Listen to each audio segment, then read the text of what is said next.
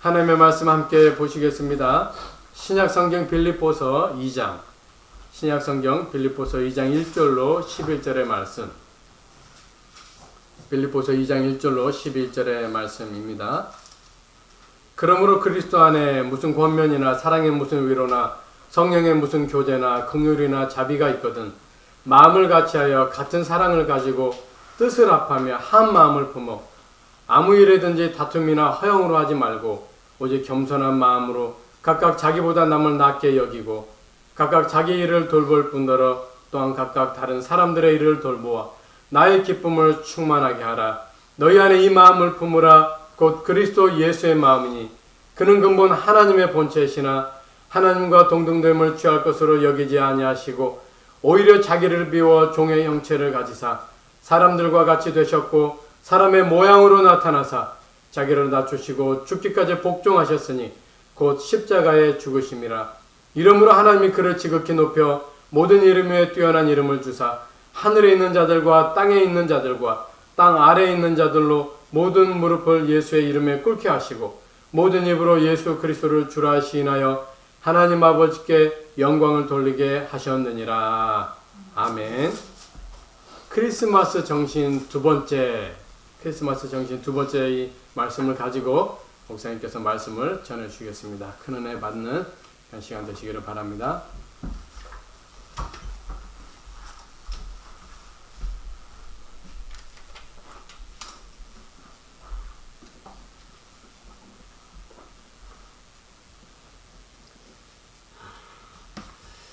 지난주에 이어 크리스마스를 맞이하는 성도들의 정신이라는 제목으로 두 번째 말씀을 나누게 됩니다.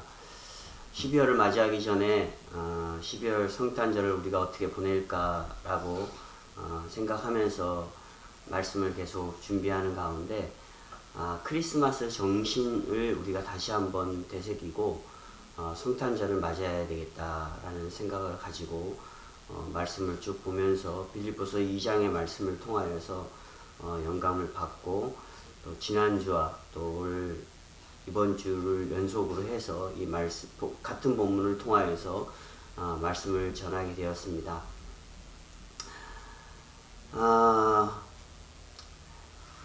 지난주 빌립보서 2장 1절과 4절의 말씀을 중심하여서 존경과 돌봄의 자세를 가지고 성탄을 준비하자라고 하였습니다. 자신의 허영과 과대한 자랑을 표출하지 않고 오히려 다른 사람들을 세울 수 있는 존경과 돕는 일을 감당하는 것이 크리스마스 정신이라 했습니다. 존경과 돌봄의 본이 되었던 예수 그리스도께서 육체 가운데 거하여 죄로 죽었던 우리의 영혼과 삶을 존중해 주시며 돌아보았던 그러한 은혜들을 우리가 기억하자라는 것입니다. 비록 세상 사람들은 대개 감성적 즐거움을 누리는 크리스마스로 기대하지만 그리스도인들은 죄인을 위해 비천해지신 주님의 성품을 세상의 삶 가운데 재생해 가야 합니다. 나의 삶 전부를 구원받아야 할 사람들의 유익을 위하여서 시간과 배려와 보살핌과 관심을 베푸며 사는 것입니다. 그 대상은 바로 우리의 가정이고 이웃이며 또 이러한 존경과 돌봄의 실천은 바로 예수 그리스도만 섬기는 유일한 방법입니다. 또한 우리에게 주어진 표대이며 천국을 향하여 가는 유일한 길이 바로 이러한 삶입니다. 그래서 빌립보서 3장 14절 말씀을 보면 표대를 향하여 그리스도 예수 안에서 하나님 위에서 부르신 부름의 상을 위하여 달려가노라 라고 바울은 고백합니다. 그리스도께서 우리에게 보여주셨던 삶을 우리가 실천하는 것이 바로 우리에게 주신 이 땅의 표대를 향하여 나아가는 삶이다 라고 고백하는 것이죠. 또한 빌립보서 3장 20절 말씀을 보면 우리의 시민권은 하늘에 있는지라 거기로부터 구원하는 자 곧 주 예수 그리스도를 기다리노니 라고 말하고 있습니다. 표대를 향하여 우리가 달려갈 때 그 길은 바로 주님이 기다리시는 곳 바로 하늘에 있다라고 말씀하는 것이죠. 우리가 크리스마스 정신을 가지고 살아가는 삶이 바로 이러한 삶이 되는 것입니다.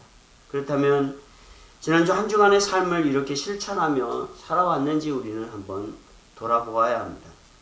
그래서 다른 사람들을 돌아볼 때 우리에게 기쁨이 충만하였는지, 또 서로의 좋지 못한 감정으로 막혔던 담을 허물고 서로를 세르며 살아오셨는지, 분명 오늘의 말씀을 듣는 성도들은 이러한 기쁨과 충만한 은혜를 맛보리라 믿습니다. 그래서 아기 예수님께서 탄생하시는 성탄이 너무나도 기대되고 또 그 기대되는 가운데 기쁨과 소망이 넘치리라 믿습니다. 누군가를 섬기는 것, 누군가를 위해서 나의 시간을 드리는 것, 이것이 우리에게 기쁨이 되어야 되는 것입니다. 성탄절은 이러한 기쁨을 누리는 날입니다. 주님께서 우리에게 오셔서 우리에게 베푸셨던 참된 기쁨은 우리 스스로가 사람들과 함께 나누며 느끼는 것이 바로 성탄절입니다. 비록 세상은 자신의 기쁨과 만족을 얻으려고 크리스마스를 고대하지만 그 기쁨과 만족은 결코 자족할 수 없다는 사실을 전혀 알지 못할 것입니다.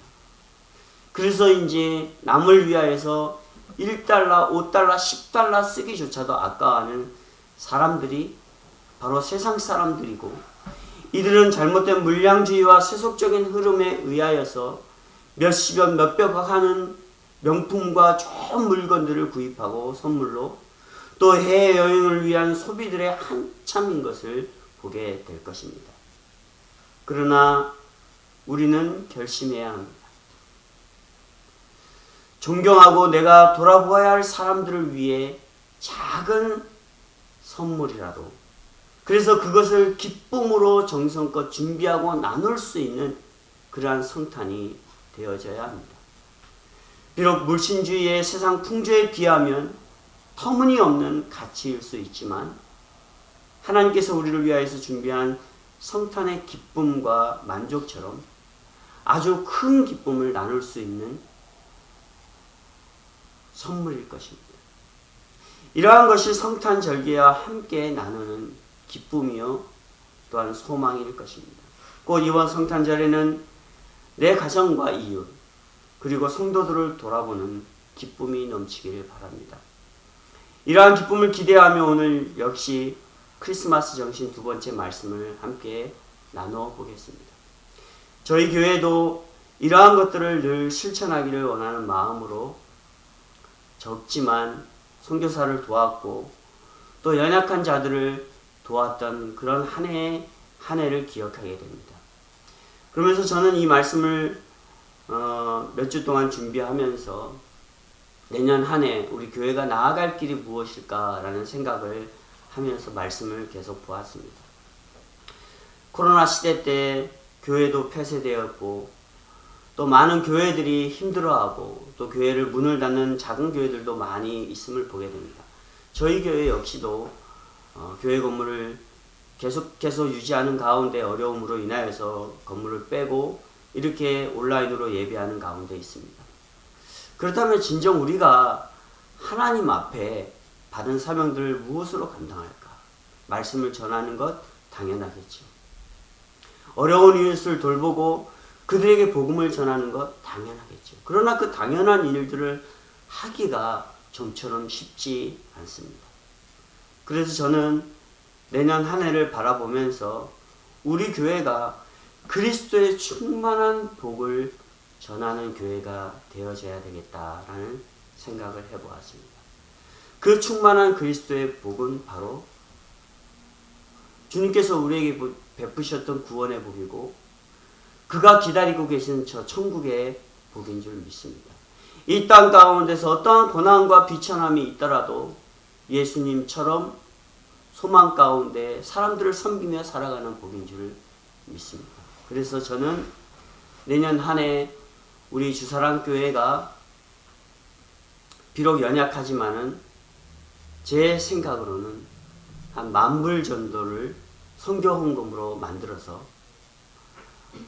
우리가 직접 그 헌금을 들고 선교지로 나아가서 그들을 도와주고 또 저가 또 한의사가 된 것도 우연이 아닐 텐데 그들에게 한 방으로 치료 선교를 감당해야 되겠다라는 그러한 생각을 하게 되었습니다. 그래서 하나님 앞에 기도하는 것은 그런 선교지를 우리에게 주시고 또 그 선교를 감당할 수 있는 물질을 달라고 내년 한 해는 그렇게 하나님 앞에 기도하며 나아가야 되지 않겠나라는 생각을 해보았습니다. 이것이 바로 크리스마스의 정신이기 때문입니다. 본문 전반부에는 성도들의 삶의 실상에서 일어나는 행위에 대한 해결책들을 열거하였습니다. 그리고 다음 부분으로 전개되는 첫 구절에 명령적인 어조로 너희 안에 이 마음을 품음으로 곧 그리스도의 예수의 마음이니 라고 말씀합니다. 즉 본문 2장을 본문을 통하여서 성도들이 갖춰야 할 가장 중요한 것이 바로 예수 그리스도의 마음을 품는 것이다 라고 바울은 말씀합니다. 그리고 그것에 대하여서 부연 설명으로 연결됨을 보게 됩니다. 그렇다면 성탄절을 맞이하는 성도들에게 요구되는 크리스마스의 정신은 바로 예수 그리스도의 마음을 품는 것입니다. 보다 더 구체적으로 살펴본다면 예수께만 주목하는 것입니다. 여기서 주목하다라는 말에 우리는 귀를 기울여야 합니다. 품으라라는 동사의 원형인 헬라어의 프로네오라는 말에서 파생되었습니다. 열심, 관심, 흥미, 애정을 가지고 집약적으로 주목하라라는 의미입니다. 우리가 쉽게 한번 생각해 봅시다. 남녀가 처음 사랑의 마음을 가지고 만났을 때를 생각해 보세요. 서로의 그 뜨거운 사랑 때문에 모든 것이 서로에게 집중되어집니다. 그 집중은 몸과 마음을 아끼지 않는 시간과 추억들을 만들게 되어집니다. 그렇지 않으면 상대방에 대한 관심과 애정이 별로 없다는 것이겠죠. 우리는 이러한 경험들을 성장한 어른들이라면 한 번씩 해보았을 것입니다. 그래서 이 주목하다라는 의미가 우리에게 더 잘 인식되어질 수 있을 것입니다. 즉 세상에 오신 예수 그리스도를 열심, 관심, 흥미, 애정으로 주목하는 것입니다. 다른 것은 보이지 않는 것이죠. 세상적인 욕망으로가 아니라 마음 중심으로 집약해서 우리의 눈에 우리의 마음에 예수만 보이는 것입니다. 그가 우리에게 행하신 것만 보이는 것입니다. 그가 우리를 통하여서 베푸실 것만 바라보게 되는 것입니다. 로마서 14장 6절에 나를 중히 여기는 자도 주를 위하여서 중히 여기고 먹는 자도 주를 위하여서 먹으니 이는 하나님께 감사하며 먹지 않는 자도 주를 위하여서 먹지 아니하며 하나님께 감사하느니라 라고 말씀합니다. 다시 말해서 내가 주께만 주목하였을 때 우리가 비록 먹지 못하고 우리가 비록 힘들지라도 모든 것이 하나님께 감사할 수 있다는 것이 왜? 주께만 주목하기 때문이라는 사실. 그를 통하여서 우리의 삶이 정해져 있고 그를 통하여서 우리가 어떻게 살아가야 될 것을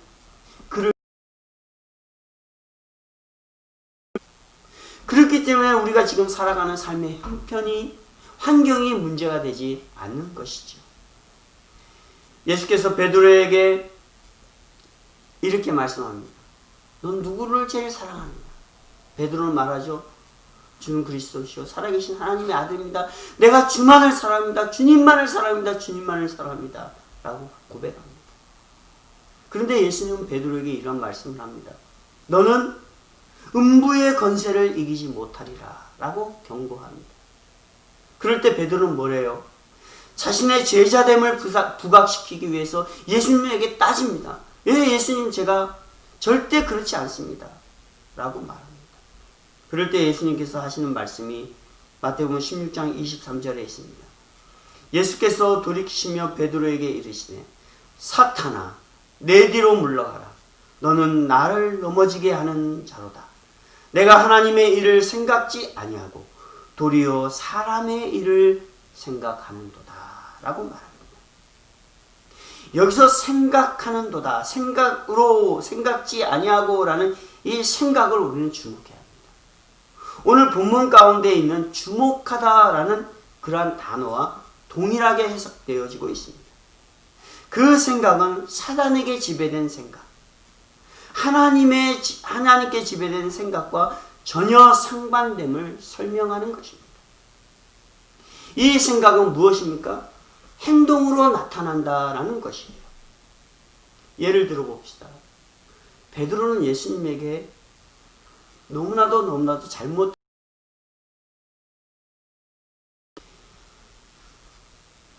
예수님이 군병들에게 잡히시고 끌려가실 때 베드로는 사람들을 향하여서 예수님을 부인하는 그러한 일을 하게 됩니다.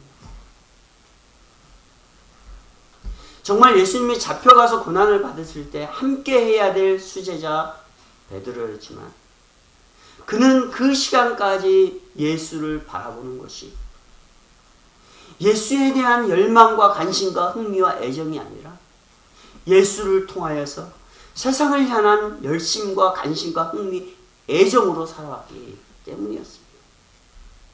때문에 순간 예수를 따라가야 되는 그 순간 예수를 버리고 부인할 수밖에 없었던 베드로였지. 그뿐만 아닙니다.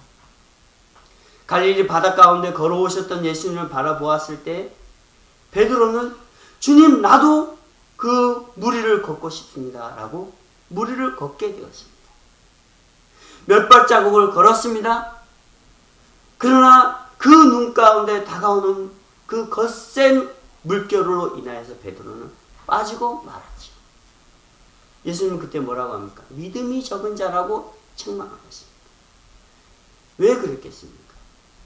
예수님만을 주목하지 않았기 때문입니다.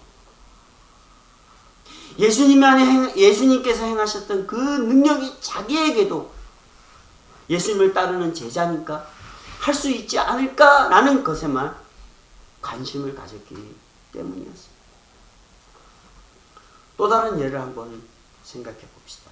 그래도 성찬절이 다가오고 있으니까 동방 박사들을 보여야 됩니다. 동방에 있는 박사들은 예수님을 알지 못하는 사람이었습니다. 그러나 그들이 관측하였던 별의 움직임과 자연계의 움직임을 통하여서 이 땅에 구주가 나실 것을 알았던 이들은 동방에서 예수 나심을 통하여서 축하하려고 왔던 사람들이었습니다. 이들은 마침내 아기 예수께 경배하고 예수 나심을 축하해주고 돌아가는 길이었습니다. 그런데 헤롯 왕은 이 동방 박사들을 통하여서 예수가 어디에서 나는지를 알려달라고 부탁했었던 때였습니다. 그러나 동방 박사들은 어떻습니까? 예수께 경배한 이후에 헤롯에게 나아가지 아니하고 그들이 돌아왔던 길로 그냥 가게 됨을 보게 됩니다. 왜 그렇습니까?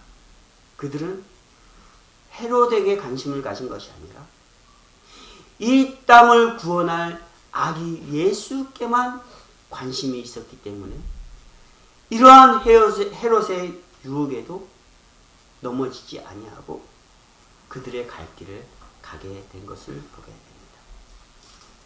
우리가 무엇에 집중하고 무엇에 열심을 가지고 무엇에 애정을 가지고 있냐에 따라서 우리의 삶은 완전히 바뀌게 되죠.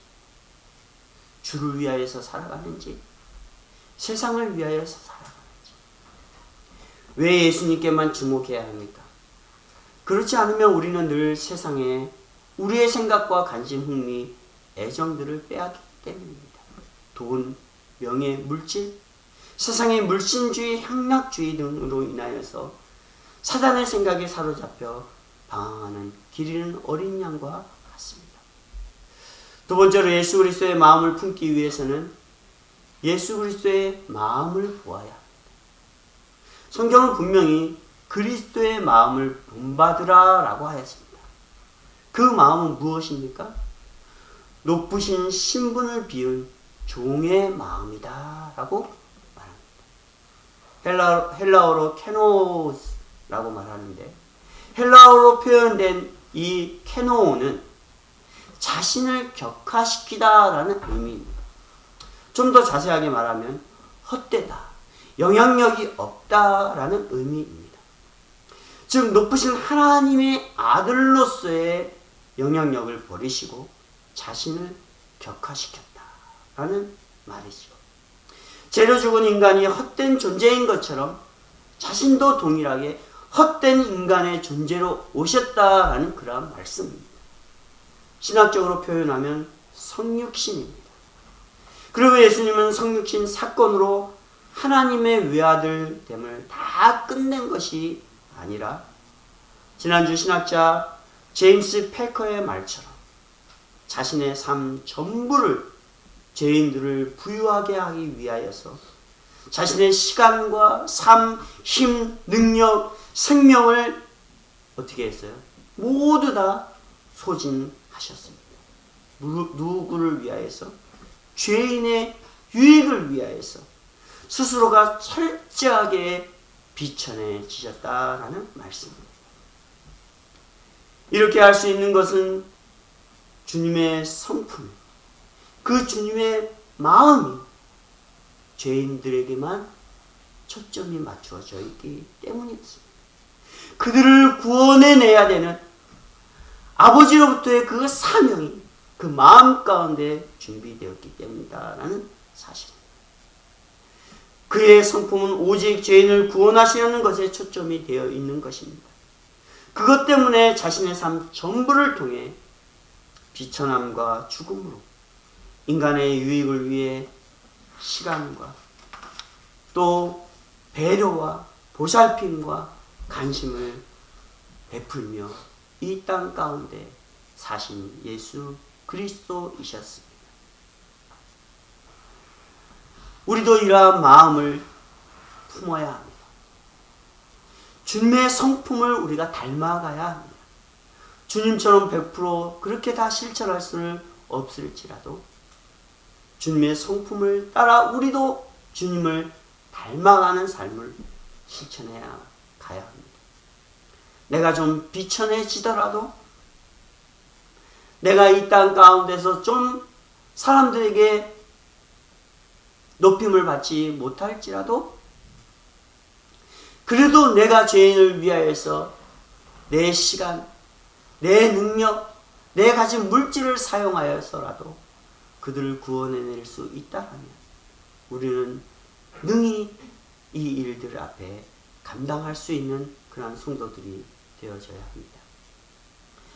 현재 미국 트럼프 대통령은 이번 대통령 선거에도 패했음에도 불구하고 계속된 선거 불복과 함께 대법원에까지 소송을 불사했습니다. 지난주에도 이런 말씀을 드렸지만, 그런데 지난 금요일인가요? 대법원에서 불법 선거에 대한 트럼프 대통령의 소송을 기각하였습니다. 대통령 선거에 전혀 부정이 없었다라는 최종적인 결론입니다. 부정이 정말로 있었는지 없었는지 모르겠지만 어쨌든 간에 이 선거의 결과는 번복되지 않는다라는 결론입니다. 트럼프 대통령은 자신이 임명한 대법원장과 공화당 측 대법원 판사들이 많이 있어서 이 소송을 하면 이길 수 있다라는 그러한 생각을 가지고 있었던 것 같습니다. 그러나 결과는 그럼에도 불구하고 기각이었습니다. 그런데 이러한 결과에도 불구하고 트럼프 대통령은 다음 정권의 대통령을 인정하지 않으려는 여러 가지 기행들을 일삼고 있음을 보게 됩니다. 여러분들 뉴스를 보면 알 수 있을 것입니다. 그가 진정한 그리스도인이라면 이라는 생각을 저는 해보았습니다. 정말 그가 국민을 위한 대통령이고 하나님의 사람이라면 모든 결과에 승복하고 크리스마스를 준비하여 예수님께서 죄인을 위해 높으신 신분을 비우고 종의 마음으로 오신 것을 마음 깊이 한번 새길 수 있지 않을까라는 그러한 생각을 해보았습니다. 그러면 자기가 정말로 불법으로 일어난 선거일지라도, 그래서 자기가 패배했을지라도 한번 자기가 비춰내시면 더 국민들에게, 많은 사람들에게 인정받는 역대 대통령이 되지 않을까라는 그런 생각도 해보았습니다. 그런데 제가 볼 때 트럼프 대통령에게는 자신의 권력과 명예라는 대통령의 자리에만 관심, 흥미, 애정을 쏟고 있지 않나라는 것을 보게 됩니다. 그 결과는 어떻겠습니까?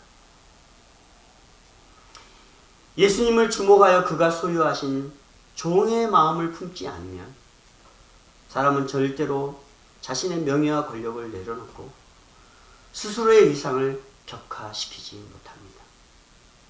그러나 예수님은 우리를 섬기시기 위한 종으로 오셔서 죄를 죽은 인간과 동일한 삶을 사셨고, 그보다도 더 못한 자신의 모습을 격화시키며 십자가 가운데 죽으심을 우리는 기억합니다. 우리는 이러한 예수님의 마음을 주목하여 그의 마음을 품고 동일한 종된 모습의 삶을 실천하는 것이 우리의 표대이고 우리의 나아갈 길임을 믿습니다. 또한 세 번째로 우리가 생각할 것은 예수님께서 굴욕 가운데 십자가의 죽으심을 되새기는 것입니다. 죽으셨다라는 것은 인간에게 있어서 끝입니다. 소망도 없고 희망도 없는 끝입니다. 더구나 예수님은 자기를 낮추시기까지 굴욕 가운데 십자가를 지시고 죽으셨습니다. 이 굴욕은 완전히 자신의 신분과 생명을 마지막으로 내려놓는 행위입니다. 더 이상 비천할 길이 없는 것이에요. 누가복음 14장 11절에 무릇 자기를 높이는 자는 낮아지고 자기를 낮추는 자는 높아지리라. 또한 빌립보서 2장 8절에 사람의 모양으로 나타나서 자기를 낮추시고 죽기까지 복종하셨으니 곧 십자가에 죽으심이라. 이렇게 죽으심이 예수 그리스도께서 우리 가운데 오신 최종적인 목표였음을 말씀하고 있는 것이죠. 이렇게 죽기까지 당하셨던 그 굴욕, 그 비천함은 예수님에게 아무 문제가 되지 않았습니다. 왜? 죽으시는 것이 그에게 있어서 마지막 목표였기 때문입니다. 부실 그 구원의 은혜가 있기 때문에 그가 당하시는 굴욕과 그가 당하시는 그 비천함은 전혀 문제가 되지 않았다는 것입니다. 그러나 이 굴욕의 결과는 무엇이었습니까? 9절에 모든 위에 지극히 높은 위상의 존재다라고 말씀합니다. 다시 말해서 죽으심을 통하여서 예수님은 더 높아지신 것이에요. 이 세상 모든 사람들에게 높임을 받고 존경받고 칭송받아야 될 분으로 높여지셨다라는 그런 말씀입니다. 그리고 하늘과 땅을 다스리는 권세자로 섬김을 받는 존재가 되셨다라고 말씀합니다. 이는 세상에 어느 누구도 할 수 없는 자신을 종으로 격하시고 생명까지 내려놓음으로 악의 권세를 이기시고 승리하신 예수님이심을 우리에게 보여주십니다. 그래서 스스로가 세상의 높임을 받으신 하나님이 되심을 우리에게 나타내시는 것이죠. 그렇습니다. 비천해지시고 세상 가운데서 굴욕을 당하시고 그것도 모자라서 자기의 목숨을 십자가에 내려놓으신 그 사건, 바로 예수님은 높임받는 존재가 되셨음을 우리는 보게 됩니다. 사랑하는 성도 여러분, 성탄의 준비는 이러한 크리스마스 정신을 새기는 것입니다. 오직 예수님만을 주목하여 그의 마음을 품고 살아가는 것입니다. 비록 세상이 주는 굴욕과 비참한 삶들이 우리에게 많이 있을지라도 주님처럼 끝까지 표대를 향하여서 나아가 인내하며 승리하는 것입니다. 분명 우리 주님께서 이러한 마음을 가지고 살아가는 자들과 함께하며 인도하실 것입니다. 우리를 높여 주실 것입니다. 우리에게 큰 소망을 주실 것입니다. 예수님께서는 십자가에 죽으시기까지 어떠한 시련과 고난 앞에 불평과 원망에 반응을 하지 아니하시고 묵묵히 인내하셨습니다. 오히려 상대방의 영혼을 불쌍히 여김으로 마음으로 그들의 영혼을 섬겼고, 또한 시간과 삶을 통하여서 그가 가진 능력을 통하여서 그들을 섬겨주셨습니다.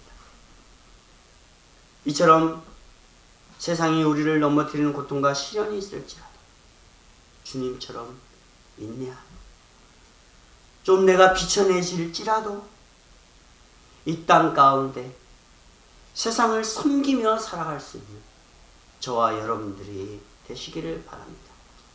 여러분들의 시간과 여러분들의 삶과 여러분들의 능력과 여러분들의 물질로 섬길 수 있는 성도들이 되길 바랍니다.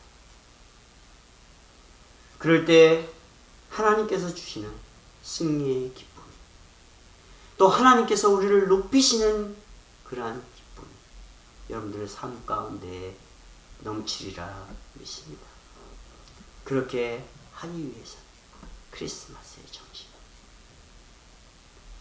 예수 그리스도의 마음을 품고 살아가는 것이 우리에게 있어서 가장 중요한 사실임을 여러분들이 믿고, 오늘도 이 말씀을 통하여서 예수 그리스도가 우리의 삶에 지배할 수 있는 그런 우리 성도들이 되시기를 다시 한번 주님의